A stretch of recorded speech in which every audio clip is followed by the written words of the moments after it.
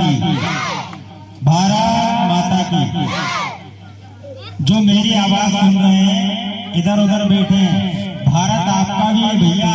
एक बार भारत माता की जो जोर से फिर से लगाए, भारत माता की।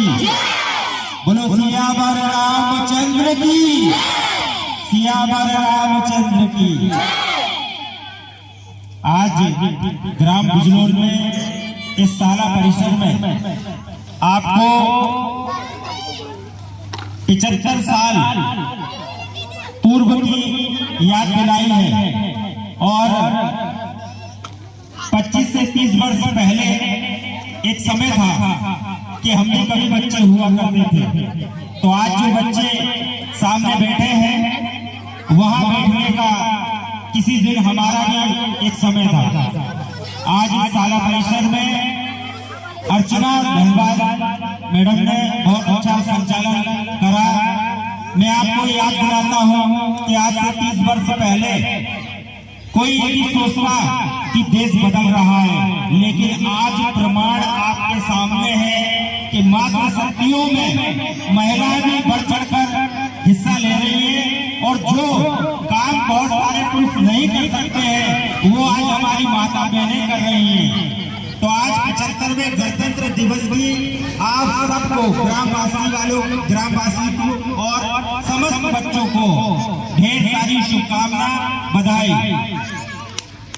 मेरे साथी देवेंद्र त्यागी जी, जो हम एक साथ पढ़े हैं, पूर्व सरपंच हेमराज कुशवाहा जी और इस कार्यक्रम में उपस्थित द्वारका प्रसाद कुशवाहा जी और समस्त ग्रामवासी, और अभी हमारे साथ जो मेरे वर्तमान सरपंच है ग्राम बिजनौर के गजराज सिंह नायक, हमारे Parmar sir, Verma madam, Sharma madam, Aarti madam, ये सब यहाँ इस कार्यक्रम में उपस्थित है। साथियों, आज जिन वीरों की बदौलत हमें ये दिन देखने को नसीब हुआ है, आज वो 0 डिग्री के तापमान में बॉर्डर पर खड़े हुए हैं। मेरी बात ध्यान से सुनना कि 0 डिग्री के तापमान में आज टकटकी लगाते हुए एक पलक नहीं झपकती उनकी, और वो अपनी ईमानदारी से ड्यूटी निभाते हुए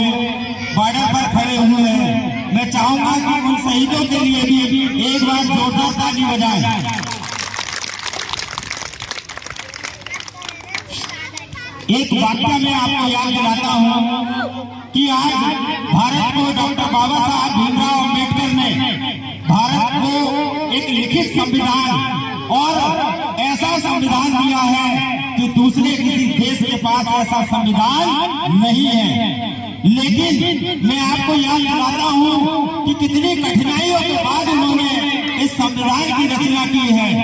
जब वो विदेश कोलंबो यात्रा में गए, कोलंबो यूनिवर्सिटी जब वो पढ़ने के लिए विदेश जा रहे थे, तब उस समय के राजा थे सियाजी राव गायकवाड़।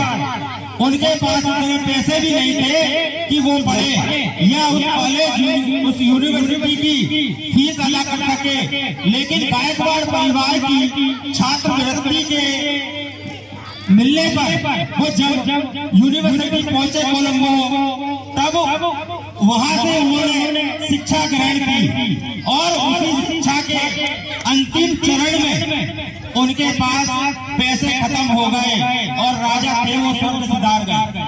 लेकिन परिस्थिति बिगड़ती गई और उन्होंने अपनी पत्नी को पत्र लिखा कि भीमा, उनकी जो पत्नी थी, उन्होंने अपने परिवार का और अपने बच्चों का भरण पोषण जो गौ माता का गोबर कंडे हैं, उन कंडों से बेचकर चलाया, और जो कुछ पैसे थे वो बाबा साहब को भेज दिए।